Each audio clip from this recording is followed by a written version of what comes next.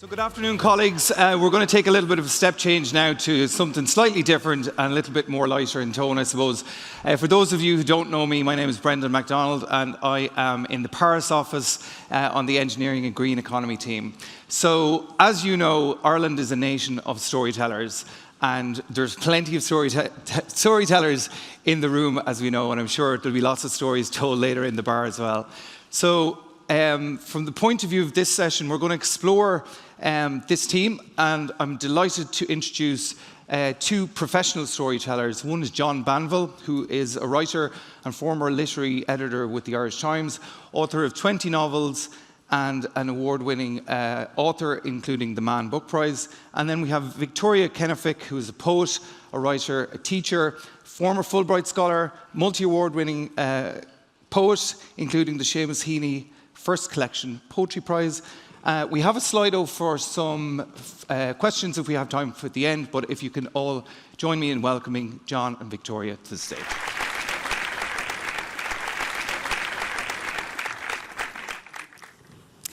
Hello, everyone. Good afternoon. I had to really resist the urge to dance and punch the air there, like Ricky Gervais or some such person. So I'm already quite pleased with myself. And even more so pleased with myself that I'm in the company of such wonderful, hardworking people. This is your second day, Brendan was telling us, and that it's such a lovely opportunity for you all to come together and brainstorm and chat and see each other's legs as well, given that you're probably seeing each other a lot on Zoom. So it's really nice to be here. I'm delighted to be in the company of the very brilliant, entertaining and hilarious John Banville.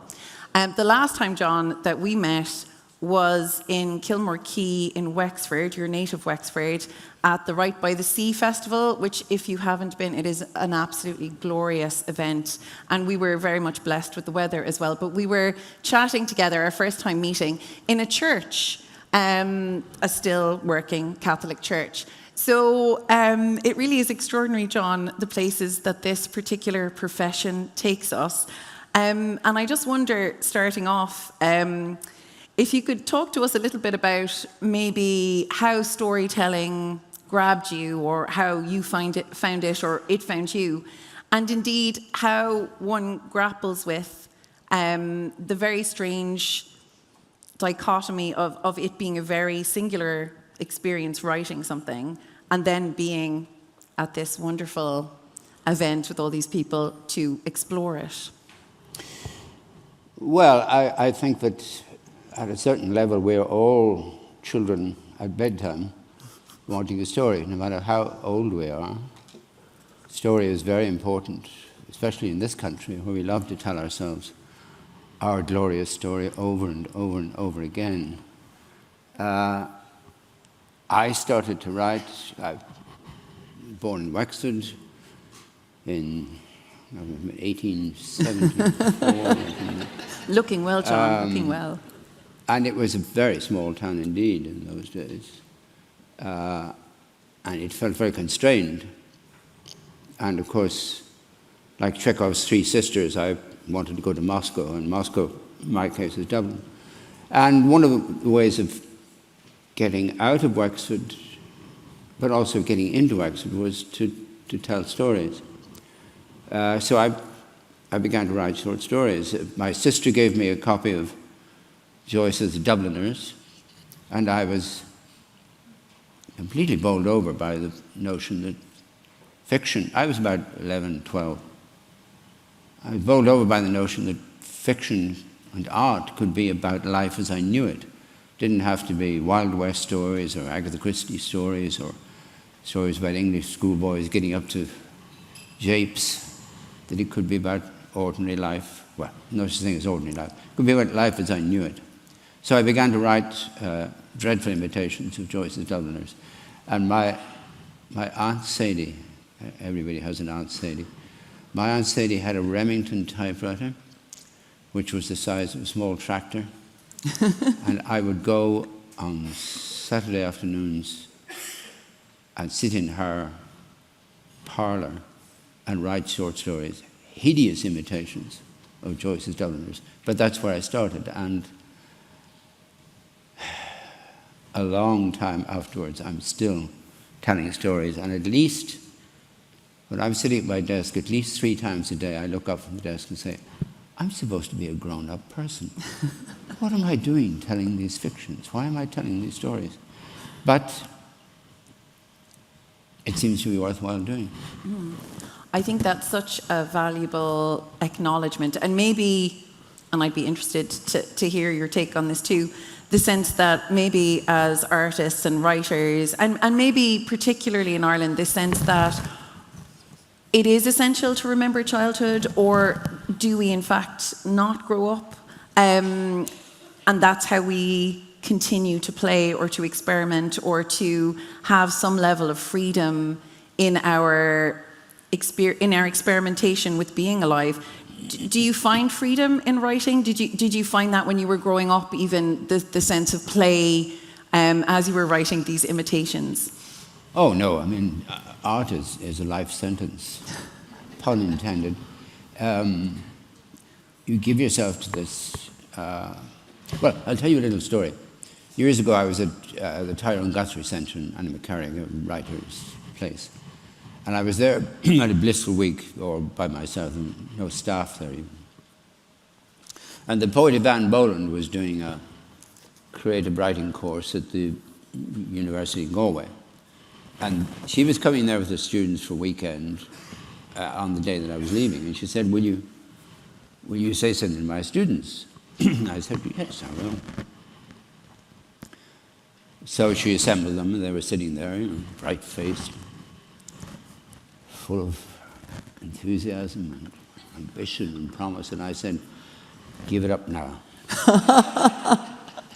You're letting yourself in for a life of poverty. Your spouses will hate you. Your children will be ashamed of you. You spend 3 or 4 years writing a book, you'll publish it, you'll be laughed at in the newspapers. I said, give it up now. There were about 20 of them. Most of them gave it up. A couple of them didn't, and probably should have. It's I'm telling a funny story, of course, but it is a serious business, making art. It's not, entertainment is part of it, of course, but the making of art is the making of truth. And in this post-truth age, art will become more and more important because you cannot make art and lie. You can be, the artist can be a liar. And I've told some serious lies in my life, but not when I'm working. When I'm working, I have to tell the truth. So the work of art will, in the coming months, years, decades, become an emblem of truth. Rather in the way that, we love to remember how the Irish monks went out into Europe in the Dark Ages and brought truth and light. We will be that. I know it's a large claim, but it's one that I feel is justified. Absolutely. And that sense of bringing light to a dark age, and while there are so many wonderful innovations happening in so many different areas, that sense of really connecting with our humanity, with our biological reality, with mortality, with the big questions of what it means to be alive, really is only explored through art created by humans. And we are so, in the best possible way, punching above our weight in that regard across multiple artistic platforms, particularly given, the investment of the Arts Council and so on. But you've spoken about process, and I think that's the key for me around where art is so important, because it's so unbelievably messy and so difficult to explain. And in all of the interviews I've read and essays I've read by different writers, I don't think there's anyone who describes the process of writing better than you do, particularly in relating it or comparing it to a dream. Well, it is a kind of dreaming. It's dreaming while one is awake. But also it's a strange process because every morning that I sit down at my desk, I think, I don't know how to do this. I just do not know how to do this. I don't know how I did it yesterday or the day before or last year. I just don't know how to do it. But I make myself stay there. You know, we all know this. I'm not unique in this. And we fiddle around, and then words begin to come. And by about 3 o'clock in the afternoon, I'm so deep in concentration that I cease to be myself. I'm of no consequence in this process. It's very strange, as you say, very hard to explain. For instance, time becomes very elastic. I remember I was writing one day and my wife put her head in at my workroom and said, I'm going to the shops, and then shut the door, and then she opened the door and said something else. And I said, I thought you were going to the shops. She said, I have been to the shops. And I had no sense of the time between, because the time that I was working in was not the time that she was going to the shops in. That's a very strange phenomenon. But it's a kind of, in the same way that we think that we're dreaming for hours and hours. In fact, you know, sleep monitors, the people who monitor sleep tell us that we only dream for a few seconds. But a huge amount of dreaming is compressed into that time. And making art is like that. And necessary... I should just say, you see before you the sick man of Europe. After Christmas, I went with my daughter to France and to Italy, and I managed to pick up a dreadful case of bronchitis. So if I start to wheeze and gasp, it's all right, I'm not dying. I'm just at the end of just upping the drama for the afternoon. And I'm so glad that you did mention Europe there, and particularly as an Irish writer, writing in Ireland and living in Ireland, as you have, but having this real connection with international writers, and particularly the European sensibility, a number of different writers being important to you among, from various different countries. And I just wondered, was that something you were very aware of and very drawn to as a younger writer? What was your relationship then maybe with American writers, which was something I suppose went to in my early years writing. It was kind of American writers were available to me first. And I just wondered how you maybe view yourself or your writing as an Irish person in the context of a European literature. Well, when I was young, I was much more solemn than I am now. As Yeats said, and of course it sounds ambiguous now, why should not all men be gay? Not gay in that sense.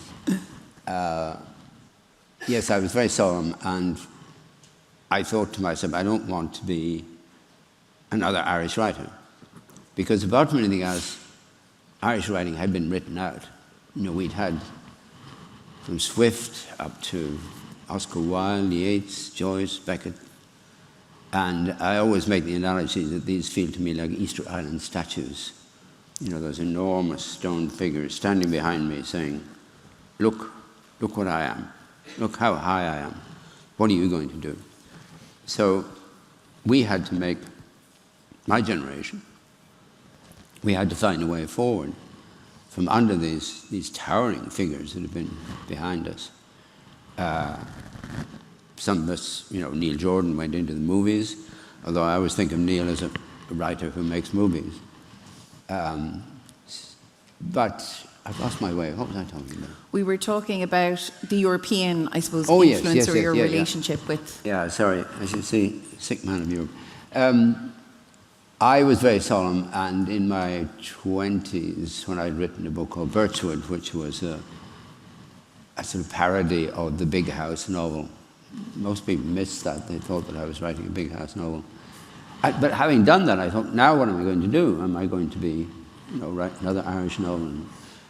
But then I thought, no, I'll write a European novel of ideas. So I was reading people like Thomas Mann and Hermann Broch, and those great self-made giants of European literature. So I wrote a book about the astronomer Copernicus. And I remember Colm to have been, he was in his early 20s, or maybe even late teens.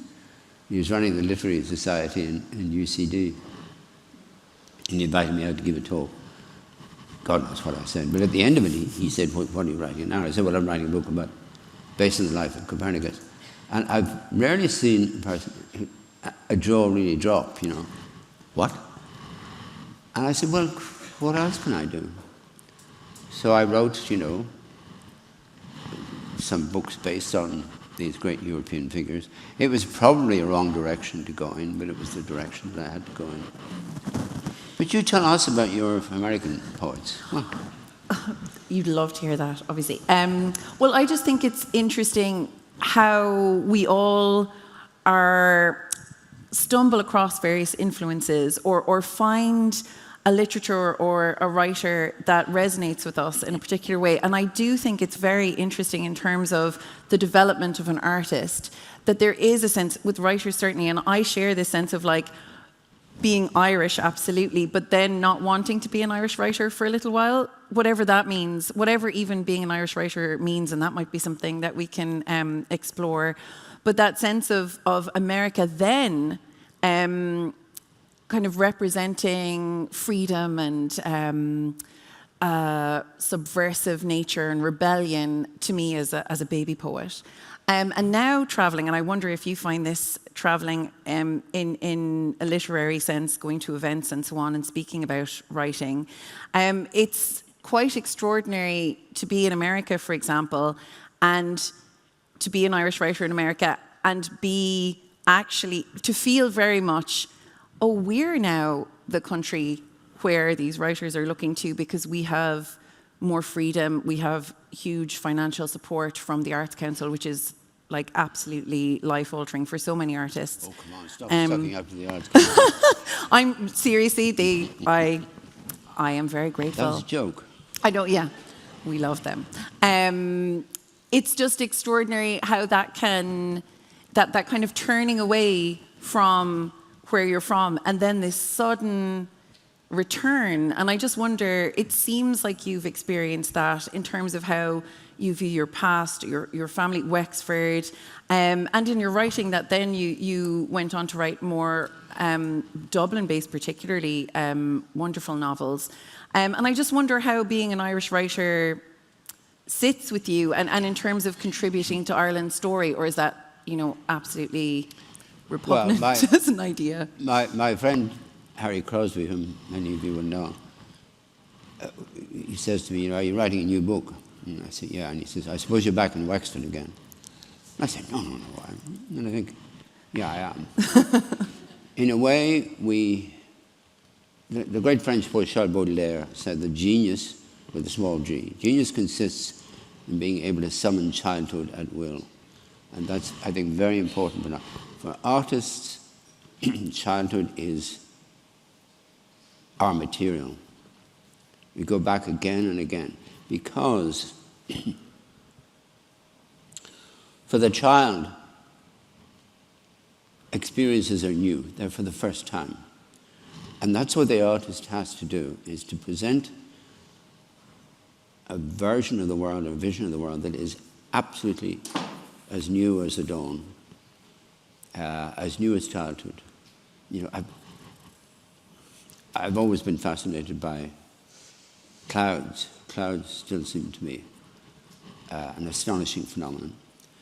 We got used to them because we've been living with clouds all our lives, but it's an extraordinary thing. There's a blue sky, and then suddenly this cannon smoke comes up from the horizon, and then it drops water on us. We complain in this country about rain. Rain is an extraordinary miracle. You're walking on the street, and water is falling on you out of the sky. You see, the point I make is that the artist has to keep saying, look at rain, look at clouds, look at these strange creatures that we live with. They look like us, they speak like us, they seem to be like us, but we know that we're actually the only person in the world and we've invented everybody else. That's how the artist presents the world. there's only one sentence in all my too many books that is me speaking, where one of my characters says, "I've never got used to being on this earth. I think our presence here is a cosmic blunder." And then he wonders, he says, how would the people who are meant to be here, how are they doing on the planet on the other side of the universe? And he says, no, they would be extinct by now, gentle earthlings who are meant to be here, but were sent to a world that was meant to contain us. And I always feel that about, I mean, human life is the strangest phenomenon of all.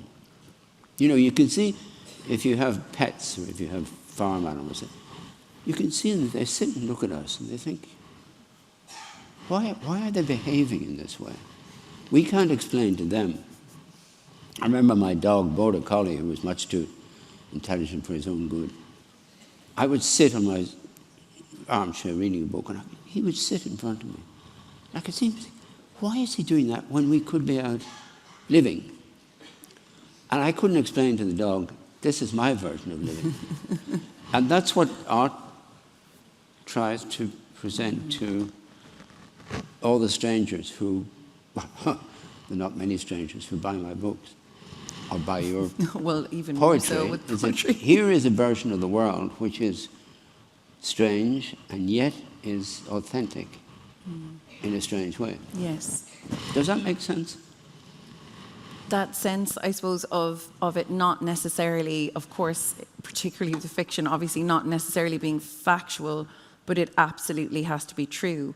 And you have a beautiful quote where you say, it's to come back to the dreaming again, and that sense of the artist or the writer dreaming on behalf of maybe other people who are out in the world awake, doing things, and we're sitting at our desks, as you say, daydreaming ultimately, and trying to translate that you're trying to make the reader have the same dream or have the dream that you're having. And I wonder in that, as you're going through the process of having that dream, you described, I think, earlier what could be considered flow, that sense of being absolutely in the present or embodied, and channeling, it almost sounds like, these stories that are not necessarily factual but absolutely true.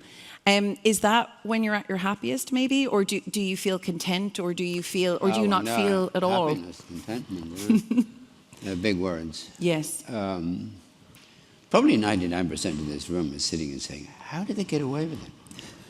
How did they, they actually get money for this? Money for dreaming? We don't get very much money, I can tell you. No. But we're necessary. We're a necessary luxury, perhaps. But I go back again to where we began. We deal with truth.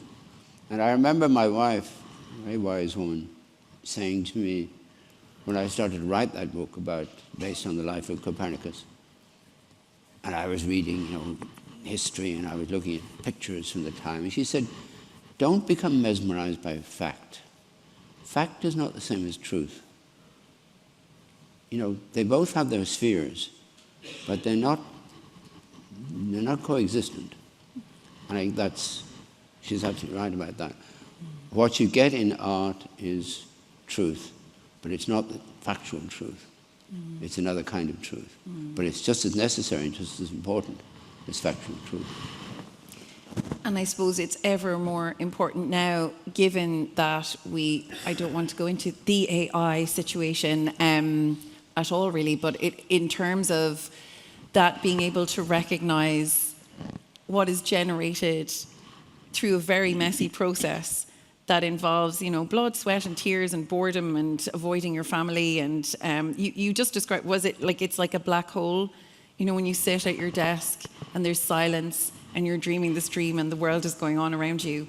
But that being a necessary process in order to channel this experience, to communicate with everybody else the aspects of being human that they mightn't get a chance to consider as they tie their shoelaces and brush their teeth and take the dog for a walk. I do also tie my shoelaces and brush my teeth and take the dog for a walk also.